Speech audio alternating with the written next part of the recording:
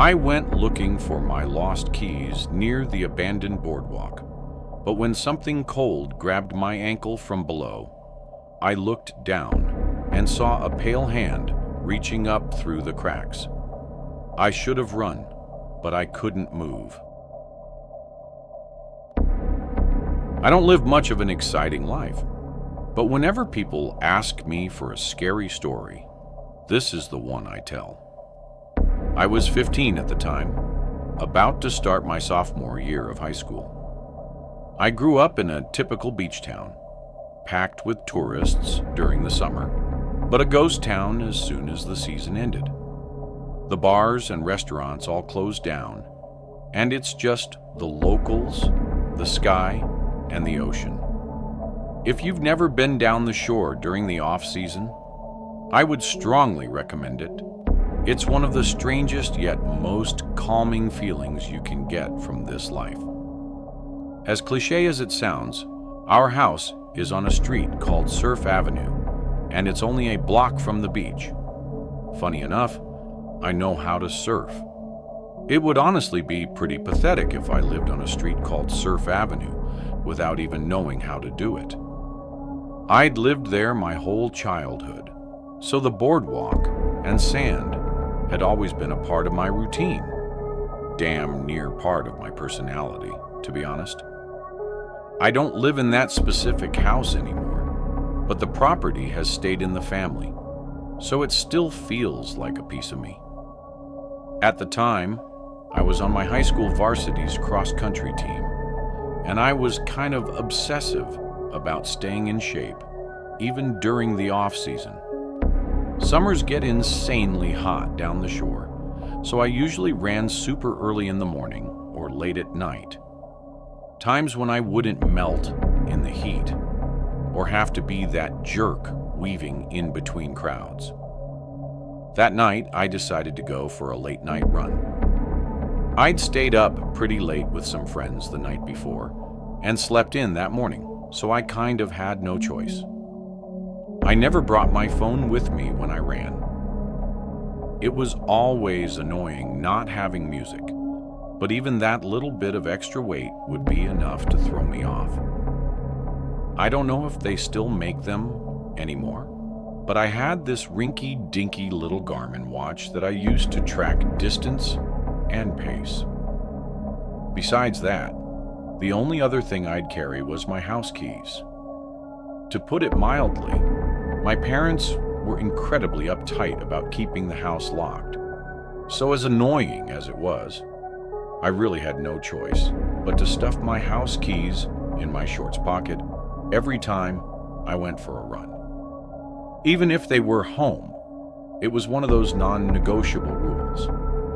I still don't really understand why my parents were so concerned about it, especially because most private beach towns are typically super safe. But that's neither here nor there. I decided to stick to the boardwalk that night. The surface was just soft enough to be easy on my legs, but not as brutal as running on the sand. Sometimes I'd jog on the beach for a challenge, but that wasn't happening after the day I'd had. I just wanted a nice, easy, long run with minimal changes in elevation or terrain. The boardwalk would give me just that. I started zoning out after a few miles, enjoying that euphoric runner's high. I always tell people, even today, if you could break that first mental barrier, which occurs after about 3 miles or so, the rest of the run is easy and borderline enjoyable. Anyway, I was listening to the slap of my shoes against the wood while simultaneously trying to concentrate on the distant sounds of the ocean. I was in that perfect rhythm where you forget you're even running, but then I heard it, a faint clink. I stopped and checked my pocket. Empty. My stomach dropped. It was my keys. I crouched down, peering through the gaps in the boardwalk, but it was useless. It was pitch black under there, and there was no way I'd even be able to retrieve them from where I was. I started cursing, literally yelling out loud. I know that sounds a little silly, but the adrenaline was still pumping through me from the exercise, and I was pissed that this detour had ruined my run. I knew my parents would have killed me if I came back without those keys, so without really thinking, I jumped off the side and headed down to the sand. It was also partly a matter of pride. I wasn't just going to walk away from one of my personal belongings. Who does that? The smell under the boardwalk hit me instantly. It was like rotten seaweed mixed with stale beer. That's honestly the best way to describe it. Imagine literally filling a bathtub with seaweed and beer. It was damp and heavy, and every step I took, I kicked up sand and trash. Like I said before, I didn't have my phone with me, so the backlight on my watch was the only thing guiding me, and it wasn't doing much. I crouched down to the spot where I thought my keys had fallen. They were nowhere in sight, just more clumps of sand and scraps of garbage. I'll repeat myself. It was disgusting, but I needed those keys. I thought about just leaving them, but decided that I had gotten this far, and turning back now would mean I had gotten covered in garbage and stench for nothing. I tried shifting the sand around a bit, thinking maybe they had fallen beneath the surface, but after a few minutes, frustration started to creep in. Had I really misjudged the spot by that much? I concluded that that was the most rational explanation, that I had somehow misjudged where they had fallen. I climbed back up to the boardwalk, stood where I had stopped running, and thought about how I could be sure of the spot underneath. That's when I got this genius idea to use my shoelace as a marker. I knelt down, untied it, and slipped it between the planks, letting it hang. That way I could crawl back under the boardwalk and spot it from below easily. As I was standing back up, something tugged on the lace, and it instantly disappeared into the crack. Not a breeze, not me moving weirdly. Something from below. I couldn't believe my eyes. I was literally in shock. Someone had pulled it. I took a step back and stared at the spot where my shoelace had just been. There was someone underneath the boardwalk. I instantly put two and two together. Whoever was under there probably had my keys too. My first instinct was to run home and figure it out later. But the thought of someone having my house keys, knowing where I lived, made my blood boil. Our house address was etched into them, so I couldn't just leave some stranger with that kind of access. I still don't know why I did it. Call it stupid teenage confidence. But I took a deep breath, jumped back into the sand, and crawled under again. It felt different the second time. The air felt heavier, and I was bracing myself for some kind of fight. At one point, I heard faint shuffling somewhere ahead of me. My chest tightened. I swung my watch light toward the sound, but saw nothing, just more sand and beams. I kept moving, and I heard shuffling again, this time from a different direction. That's when I realized the noise wasn't coming from one spot. There were multiple people under there. That was enough for me. Common sense struck me in the face like a freight train. What in the world could I have possibly expected to happen? Was I just going to fight some crackhead living under the boardwalk? That was suicide. I turned to get out of there, trying not to panic. But before I could make it all the way out, something cold latched onto my ankle. It was a hand. I screamed in pain as fingernails dug into my skin. I didn't think. I just kicked as hard as I could. My foot connected with something, and whoever was holding onto my ankle let go. I scrambled away, my legs and arms scraping against the sand and wood as I pushed myself out into the open air. I didn't stop running. I sprinted straight back to my house. When I reached the front door, I pounded on it until my dad opened up. To say he was pissed would be a massive understatement. He was livid. I was surprised he didn't get physical with me. Before he could fully flip out, I explained everything. The keys, the shoelace, the people under the boardwalk. The commotion woke my mom up, who was furious at first, but when she saw the marks on my ankle, her expression shifted to something closer to fear. My dad didn't waste time. He called the police, and the next morning we had a locksmith come out and change all the locks in the house. For a couple of days, things felt normal again. I figured that was the end of it. Just a weird, messed up night that I'd try to forget. But then, a few mornings later, I woke up to loud knocking at the front door. It was early, way too early for visitors. I sat in bed for a while, waiting for my parents to go deal with it. When neither of them did, I decided to do it myself.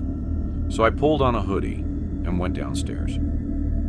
I looked through the peephole, but there was no one there. Confused, I opened the door, looking around. There was no one in sight. I glanced around the street. No cars, no people. Right when I was about to close the door, I noticed something out of the corner of my eye. Sitting on the doormat was a shoelace. My shoelace. The one from that night. I slammed the door shut without another thought. We got a security system installed that afternoon. For weeks afterwards, my family lived in constant fear, but nothing ever happened after that. When I think back to this experience, I still can't rationalize the events that took place. Even though I don't live in that house anymore, it still kind of creeps me out that some random stranger knows where our beach house is. The thing about living in a beach town during the off-season is that it feels deserted. The tourists are long gone, the storefronts are mostly boarded up, and the boardwalk, the heart of the town in the summer, is nothing but an empty skeleton of itself. I like it though. It's peaceful. That's why, for the longest time, I go for late night runs on the boardwalk in the off-season, when no one was there. It was my detox from life and all the stresses that come with it. Sometimes, you just need to be away from people. There was something about the sound of the waves and the rhythmic slap of my sneakers against the wooden planks that calmed me. It made me feel like I had the whole world to myself. Tonight was no different. The air was crisp, carrying that scent of salt and damp wood. The only lights came from the occasional street lamp, buzzing faintly, casting long, lonely shadows. I was maybe a mile in when I got that feeling. The one where you just know you're not alone. I glanced over my shoulder. A man stood in the distance, not walking, not moving, just standing there on the boardwalk, facing me. I swallowed and turned back around, shaking it off. It was probably nothing, maybe just another local taking a walk. But honestly, no matter what, that's still going to be an eerie sight to see.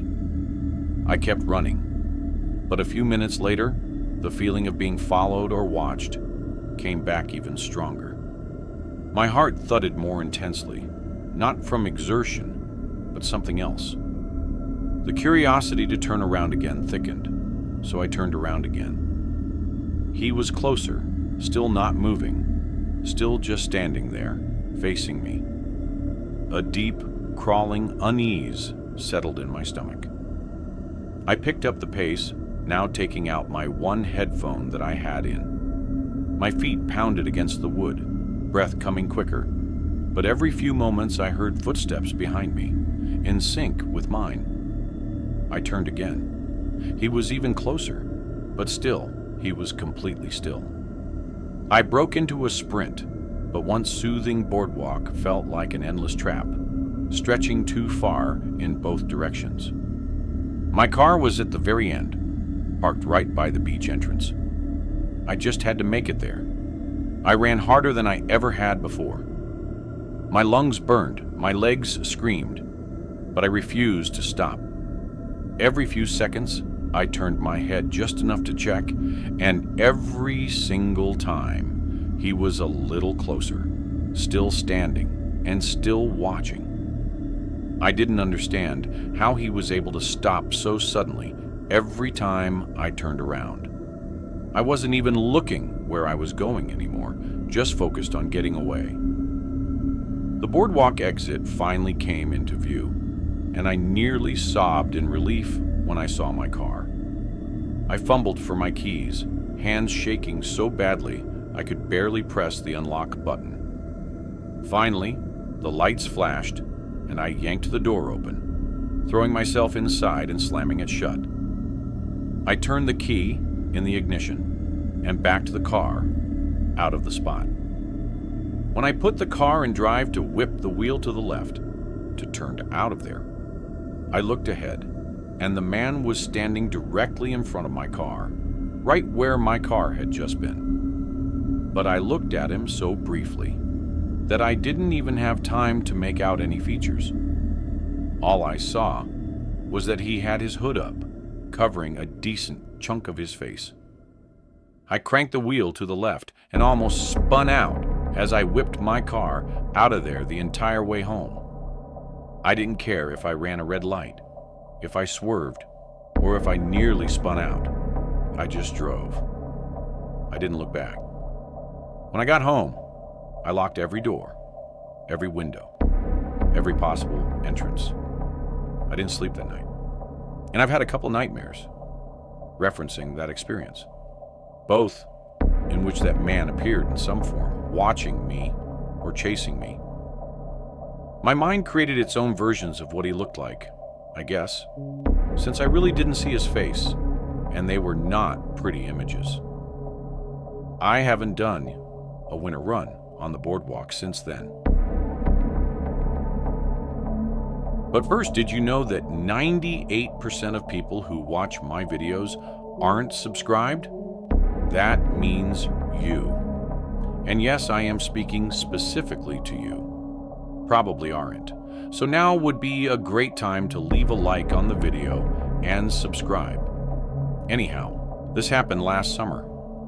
I was 22, spending a weekend at the shore with a bunch of friends in the cheapest Airbnb we could find. It was the last night of our stay. We'd been out on the beach all night with a bonfire, just hanging out, drinking and talking. Nothing crazy. By the end, most of my friends were ready to call it, but I wasn't tired yet. I figured I'd walk off the bus for a bit and then find my way to the Airbnb after that. The Boardwalk at night has this weird peacefulness to it. Everything's empty. I haven't spent much time at the beach, so it was all very new and interesting to me. After wandering around for a while, I realized I really had to pee. I'm not really the type of guy to just do it in public, which is something my friends often make fun of me for. So, this was a bit of an issue. I spotted one of those public Boardwalk bathrooms. Old, beat up, and barely lit. Not ideal, but I didn't feel like holding it until I got back. I pushed the door open and immediately regretted it. The place smelled awful, like a mix of bleach and whatever it was trying to cover up. I figured I'd make it quick, so I went to the farthest stall. That's when I heard the door creak open again.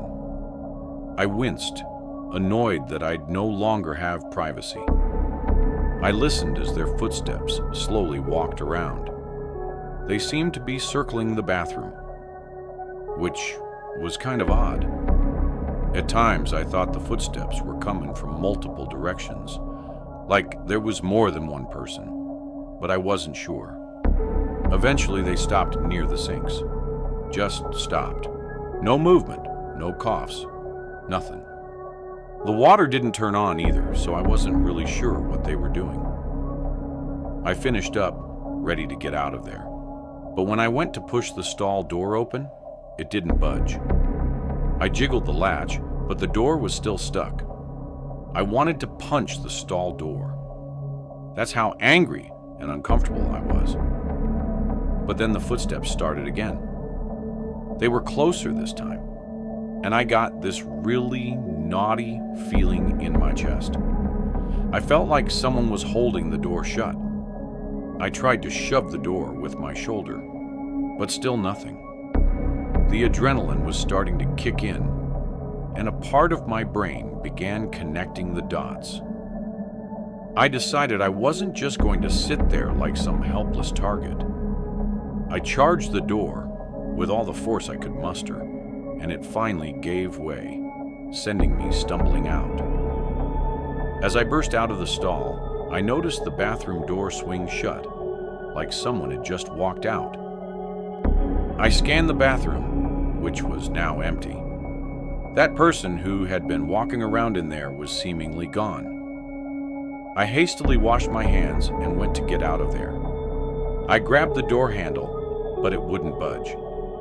The handle wouldn't even turn, as if the bathroom had somehow been locked from the outside. I froze.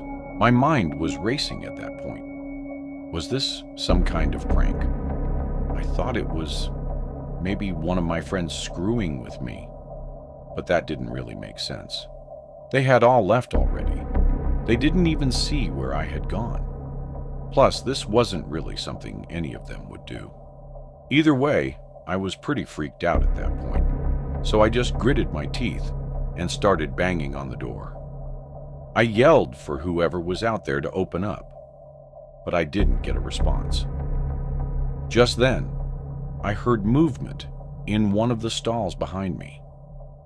I whipped my head around, and even though I couldn't see anything, I knew there was a person in one of those stalls. That meant there had been two people in there the whole time. I didn't see any feet under any of the doors, so they must have been standing on one of the toilets, which was even more concerning. I thought about calling the police, but I needed to get to safety first. I was in danger. I noticed a grimy window up near the ceiling. It wasn't big, but I didn't have another option. I climbed onto the sink beneath it, which I literally thought was going to break under my weight, and I shoved the window open. As I was halfway out the window, one of the stall doors burst open behind me, and I locked eyes with a man. He was really hairy, and the palest skin I've ever seen. He was dressed like a teenager, but this guy had to be like 50 years old. I didn't waste another second. I scrambled the rest of the way through the window and dropped down onto the boardwalk. My knee hit the ground hard, but I didn't care. I just ran. When I got a safe distance away, I called the cops. They showed up pretty quickly. It was a beach town after all, but by the time they checked the bathroom, that guy was long gone. That part of the boardwalk was dead. No cameras, no shops open that late, so it's not like there were any cameras they could check. I showed the officers where everything had gone down, and one of them pointed to the scratches on the bathroom door handle, saying it looked like someone had messed with it. We all agreed whoever it was didn't want me leaving, which was not the most comforting thing. The officers told me I was smart to escape through the window, and that was that. I had to leave the beach the next day, so I never got any kind of update on the situation. I doubt the police even really investigated much anyway. I'm sorry in advance if I mess up some details of this story, but it happened when I was really young. I don't remember exactly how old I was when it happens, maybe 8 or 9. But I know it was during one of those summers my family spent at my grandparents' beach house. It was kind of like the family hub. Every summer, a bunch of us, my siblings, cousins, aunts, uncles, would pile in for weekends or weeks at a time. The house wasn't super fancy or anything, but it had like 1,000,000 bedrooms and could sleep our whole family easily. It was also really close to the beach, so I used to spend entire days playing in the sand and exploring the neighborhood on my bike. Every summer I spent there was amazing. It still feels like an extended fever dream, especially now as I'm getting further and further removed from that blissful childhood. I remember that summer being different, though. There was some big hurricane forecasted, one that had all the beach towns scrambling to take precautions months in advance. I'm not sure if other beach towns did this, but ours built these massive sand dunes along the shore as a makeshift barrier. I'm not sure if calling them dunes is exactly accurate. They were huge. I mean, to a kid, they looked like castle walls. I bet the aerial view of the coast during that time would have looked absolutely nutty. That summer, my siblings and I would spend hours climbing the dunes, tumbling down the other side, pretending we were scaling mountains or sneaking into a fortress. It was weird, though, as you could probably imagine. Usually when you're standing on the boardwalk facing the beach, you can see the ocean stretching out in front of you. But those dunes, they completely blocked the view. You'd walk along the boardwalk, and instead of water, there was just this giant wall of sand. The beach also closed after a certain hour, like the lifeguards would go off duty, and people weren't technically permitted to go on the beach, but that never really stopped us locals. The town was safe, the kind of place where everyone knew everyone, and letting kids roam wasn't considered a big deal, especially after the touristy crowds thinned out. As long as we promised not to go in the ocean, our parents didn't really mind. And to be honest, I was kind of a little troublemaker back then. I liked pushing boundaries, especially when I thought I could get away with it. That's what led me to sneak out that evening. It wasn't dark yet, the sun hadn't even started setting, but I hadn't asked permission to go out. I just wanted some alone time. I think I'd gotten into a fight with one of my brothers, but I don't really remember. The sliding door downstairs, where all the kids' bedrooms were, made it easy to come and go unnoticed. My older cousins had practically written the playbook on sneaking in and out, usually for way more rebellious reasons than a solo beach walk. But I had learned from them. Even today, we still laugh about how easy it was to sneak people in and out of the house without alerting the adults. Anyway, as quietly as I could, I stepped outside my bare feet, not even bothering to put shoes on. I made my way toward the boardwalk, expecting to encounter some locals, maybe even some kids my age. Even after beach hours, there were usually people around. Anyone who had or was staying in a house down there. Really, I was kind of surprised to see how empty it was. It was a little strange.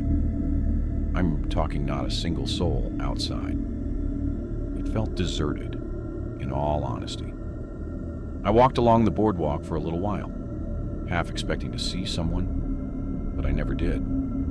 It was literally like the whole beach was asleep that night or something. I was about to head back when I noticed something alarming. There was a thin trail of smoke rising from beyond one of the dunes.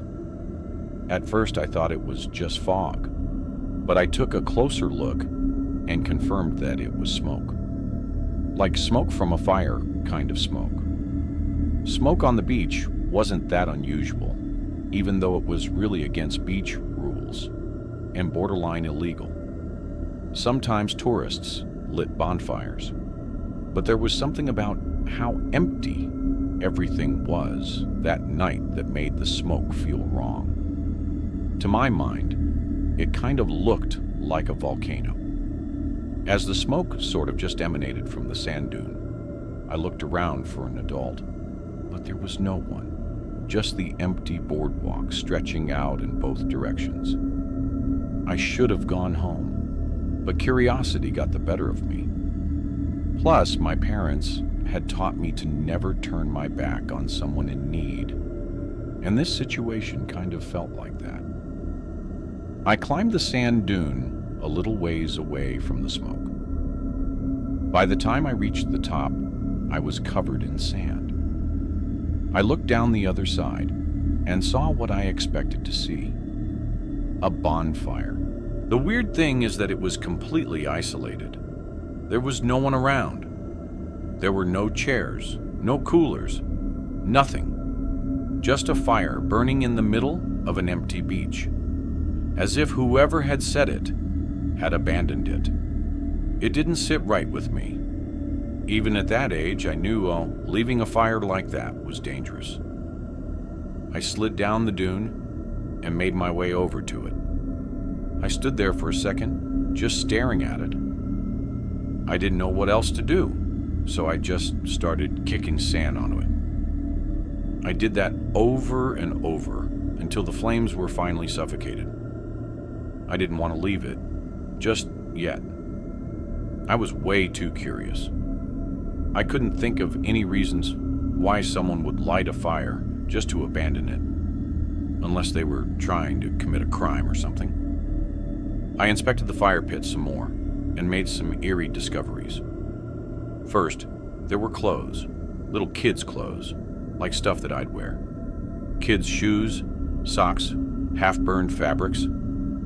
I bent down, using a stick to poke around. I realized that the fire had mostly been clothes, which gave me a really sick feeling inside. But then I realized what else had been burning.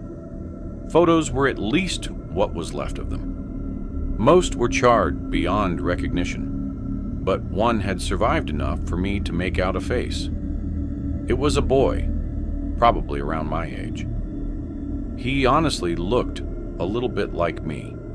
Like if one of my parents told me he was a distant cousin or something, I'd believe them. The picture made me really scared. I felt myself wanting to run, and I dropped the stick I was holding. I was just a little kid. I obviously hadn't been through anything that scary before, so I was really freaking out, but it got so much worse. I heard a voice shout out, "Hey," from somewhere in the distance.